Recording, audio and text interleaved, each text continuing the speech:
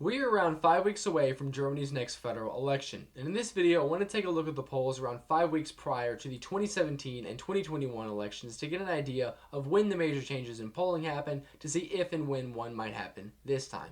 Now, if we take a look at the 2017 and 2021 elections, both of which were held in September of the respective years, 1 month prior in the month of August, there was major changing that occurred in the polls.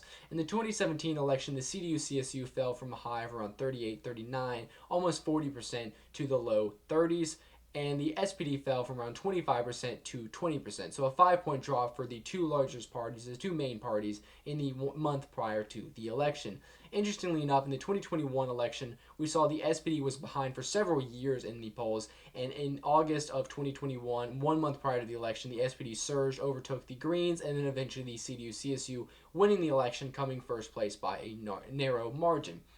And what this shows is that the last month of polling is very accurate. The polls prior are kind of the public's opinion on the parties themselves, and the election campaign, it doesn't have a large effect on voters until 1 month. And we can see that the polls around 2 to 6 weeks prior to the election are going to be pretty much set in stone of what the final results are going to be. So if we expect there to be a major change in polling for this election, it's probably going to happen now or within a week or so. And after that period, we can expect the polls 2 weeks out from election day to be pretty much reflective of what the final results are going to be. And this is, of course, according to the two previous results. Of course, we could see major changes. If there's a big scandal a few days before an election or something unprecedented, we could see that that trend break. But according to the past two, the polls prior to the past two elections, we saw a major change, kind of parties either surging or nosediving start around 1 month prior, and that will lead to their final result on election day. Now, if we take a look at the 2021 election, the first poll that had the SPD tied for first place was one done by Wahlkreisprognose from the 14th to the 17th of August of 2021, and this was around 1 month prior to the actual election itself. And over the next few days and weeks, the SPD was able to surge, becoming the largest party in the aggregate of polls, and almost all polls had the SPD ahead in first place. And eventually, the SPD ended up winning the election narrowly by around a point. And a lot of the reason this happened was to do with the negative candidate factor of Annalena Baerbock from the Greens and Armin Laschet from the CDU-CSU. There were a number of scandals involved with these candidates, and Annalena Baerbock had a number of scandals involving her professional life before entering into politics, with her resume and things of that sort.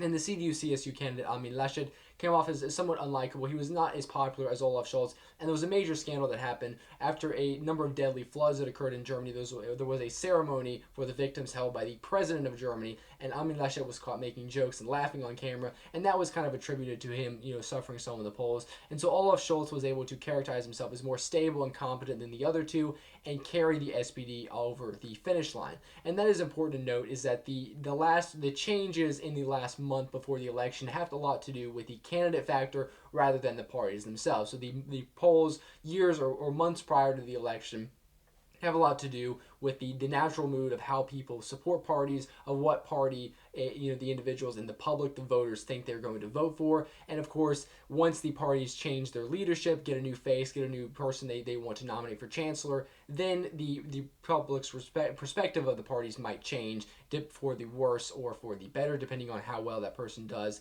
as a personality and also on the campaign. We also have a lot of debates and interviews, and so there's a lot more chance for gaffes or mistakes for certain candidates to be made, which can hurt the results for parties. And so there was a lot more focus, there was a lot more attention, and so the polls really a month prior kind of show more accurately how the public mood is changing and actually reflecting based off of the reactions to the campaign itself. Now, in the 2017 election, we saw something somewhat similar. Now, the SPD leader then, interestingly enough, also the name Scholz with a U, Martin Schulz, was nominated as the SPD's chancellor candidate in the 2017 election. He was nominated, and in around spring of that year, in 2017, the SPD began to surge, almost matching with Angela Merkel's CDU-CSU in the polls, reaching around 32-33%.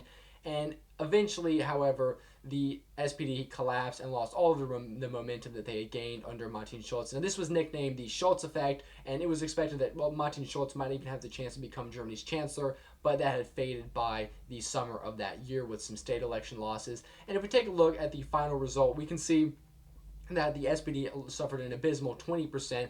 But if we take a look a month prior, we can see that both the CDU, CSU, and the SPD, which keep in mind were both in government together, were polling around actually 5 points higher than what they ended up actually getting. And so there was a 10-point drop in support for the two governing parties combined, and then of course 5 point each for the CDU, CSU, and the SPD each. And so we saw that the polls weren't really accurate until a few days before the election. Even then, there was a small miss. They had overstated the CDU, CSU by a few points, and in general there wasn't nothing too major, but we can see a month prior in both cases there was around a 5 point shift for some of the parties.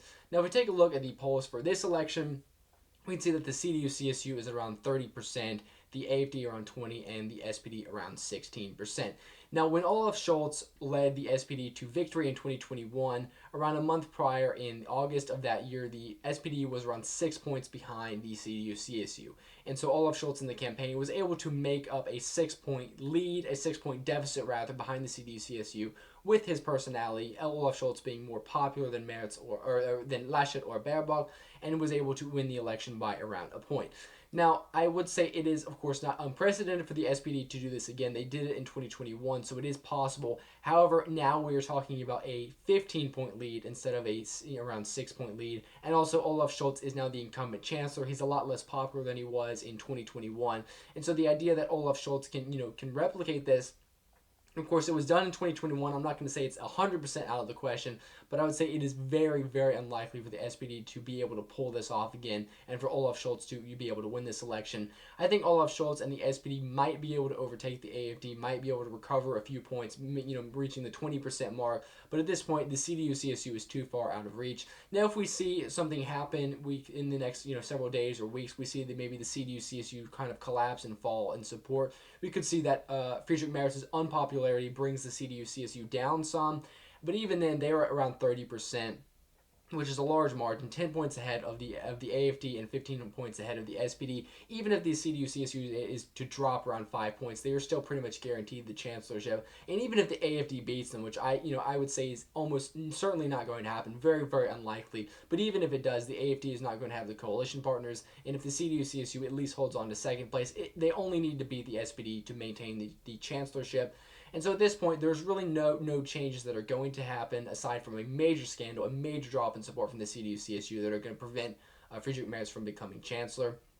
But what's important to note with the polls for the previous two elections, we can see that the major changes happened around 1 month, 5 weeks prior, and that's where we are right now. And so we can say that if there's going to be a major change for this election, it's probably going to happen within the next few days or the next couple weeks. And after we get, maybe to the, early February, we can expect, based off these two previous results of the polls in early February, are going to be reflective of what the final results are.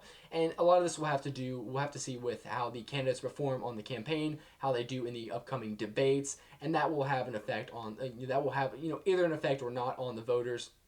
And we can see, so these next 2 weeks are probably going to be critical, because if there's going to be a change, if the SPD is going to come back, if the AFD is going to pull off a huge upset win, if the BSV or the FDP are going to just be able to cross a 5% threshold, a lot of that is going to pretty much be decided over the next few weeks, and then the voters will kind of be decided from there. We can see that once these drops start, they don't really reverse. In the past month, we saw that the CDU collapsed not really collapsed, but they started dropping around, from a month prior to election day and did not stop. And so the CDU-CSU, of course, has built up enough support where even if they were to drop now, they can sustain those losses. But of course, once a party starts to surge or kind of collapse this close to the election, there's not going to be a change. It's very unlikely for a party to, surge in 4 weeks away and then 2 weeks away collapse, unless there's, like I said, a major unprecedented scandal. So it is interesting to look at these results, and I'm not, of course, predicting something to happen. I'm not going to say that because the CDU-CSU dropped 5 points in 2017, and of course the same thing in 2021, that it's going to happen. I'm not guaranteeing that in a week from now the CDU-CSU is going to drop 5 points or the SPD is going to overtake them. But I wanted to just give a look and give an overview of the two previous elections in the polls for those elections to see what happened, when the major changes can occur, so we can kind of look out and see what might happen. And I would say, of course, based off these two previous elections, I would say that we should probably pay attention to the polls over the next couple of weeks. And if there's going to be a major change, if there's going to be a major upset, if this chart right here, which has been the case, which has been like the composition of the polls for the past several months now, for the past year since I've been on this channel. If this is going to change for the next election, it's going to probably have to happen within the next few days or week or maybe 2 weeks. And after that, once we get, wait 2 weeks away from the election, there's probably not going to be any changes that are going to throw this off. So that's going to be it for this video. I just wanted to give an overview of these two previous results. And of course, if we do see major changes in the polls, I will give an update on that. But we will have to see how the candidates perform. Like I said, a lot of these changes are going to have to do with the candidate factor involved, not just the parties themselves. So there's a major blunder during a debate or a gaffe made by a politician during an interview that could trigger a kind of collapse in support for the party. But aside from that, we kind of see how the polls are, and of course, if we see any changes, I'll do some more videos on that, and I'll do videos, of course, regardless, now that we are in election season for Germany. So that's going to be it for this video. If you like, please like, share, and subscribe, and I'll see you all in the next one. Thank you all for watching.